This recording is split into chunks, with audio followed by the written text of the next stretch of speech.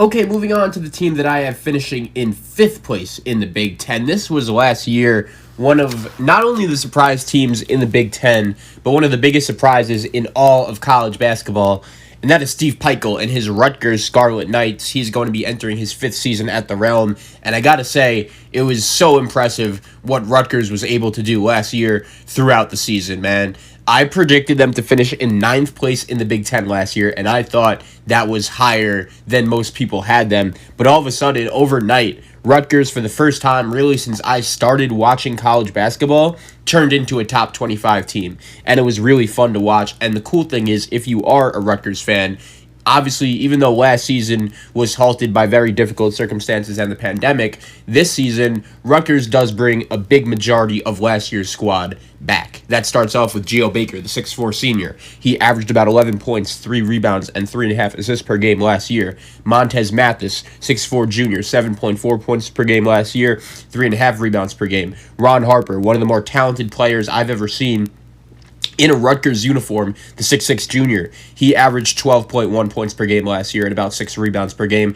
And then also Miles Johnson, the 6'11 redshirt junior. He averaged 7.8 points and 7.9 rebounds per game last year. They also bring back a really good core off the bench, including Jacob Young, Paul Mulcahy, and then also the freshman Cliff Omoruyi. So I do think when you look at how Rutgers is built straight off the bat, I really like the way Steve Pikiell and this roster is constructed. Now, a couple concerns. Number one, Rutgers, I really like the move to bring in Omoruyi, and he's obviously going to make a big-time impact as a former top 50 recruit, super athletic big man, but they do lose Akwase Yeboah, who's a very important member of Rutgers last year, and I feel like he was that perfect stretch four that was able to really just do that role as a stretch four, create shots for others, set screens, and I'm going to be curious to see how exactly Steve Pikiell adjusts his starting lineup this season. Does he go along with the backcourt of Baker, Mathis, and Harper? Does he go with Omoruyi and Miles Johnson as a too big look? To be honest,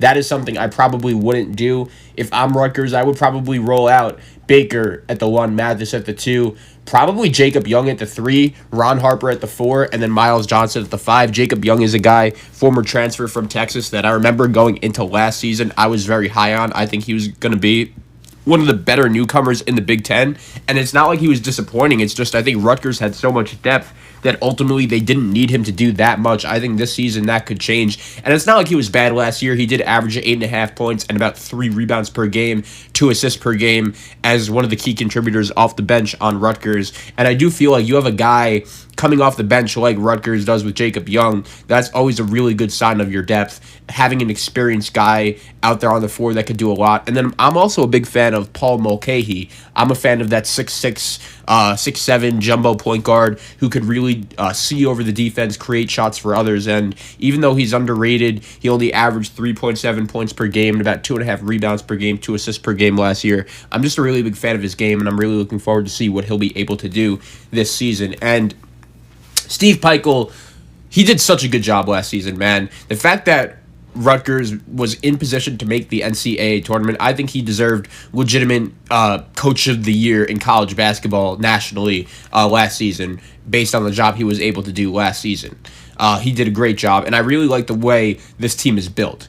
I wanted to talk about Miles Johnson a little bit. He ranked 4th in the Big Ten in block rate and 17th in defensive rebounding rate, and his size and interior presence really were able to help Rutgers post the 13th lowest defensive two-point percentage in the country. And there have been many players in the Big Ten that are physically gifted and then could do a lot of many different things, but Miles Johnson could do it with the best of them. And then Omoruyi, looking at him, he's just physically big and a really good shot blocker. And I feel like Rutgers and their paint defense is going to be a strength clearly that they have that not a lot of other teams in the Big Ten are going to be able to match. Pikiell could also play Ron Harper, who really, I think, last year emerged as one of the team's star players. He has really good size at 6'6", and he's a matchup nightmare on both ends of the court thanks to, once again, his great combination of size, strength, and quickness. And I feel like Rutgers was just significantly better last year when Ron Harper were on the floor. And then they also bring back Caleb McConnell, 6'7", and he could really provide Rutgers with plenty of length as well, along with Oscar Palmquist, the freshman lefty, who I think could possibly play a little bit for this year's squad. It's probably a little unlikely that he makes a significant impact, but I think he could be a guy that could play a little bit as well. And the fact that Rutgers last year had their first 20-win season since 2004, and they bring most of the pieces back, there is going to be some optimism with this team. And Steve Peichel has earned the expectations that this season will bring. But I do think Rutgers needs to sort out their away from home woes this year if they're really going to take off. They went 18-1 at the rack last year, but 2-10 anywhere else, and that road record was making Rutgers tournament candidacy dicey until they had that big overtime win on the road against Purdue during the last weekend of the regular season, which was going to ultimately catapult them into the NCAA tournament. But also, I think you have to remember that this year, the RAC is not going to be the same home court advantage that it was last year, and I think ultimately that could be one of the main determining X factors for this Rutgers squad and how they do this season. The fact is that with the coronavirus and the current circumstances that we're living in, the RAC is not going to be full to 100% capacity this season. So what does that mean? Well, that means that Rutgers isn't going to have the same home court advantage that they did last year. And to be honest, when you watched Rutgers play at the RAC, you could kind of notice that magic and just how significant that home court advantage was for the Rutgers Scarlett Knights. So I'm going to be curious to see how exactly the team responds, not having that same kind of advantage. But I do think Rutgers does bring back a lot of really good players. I think they're a top 25 team, have them in 5th place in the Big Ten, which based on last season, maybe is a little low if other players could get better.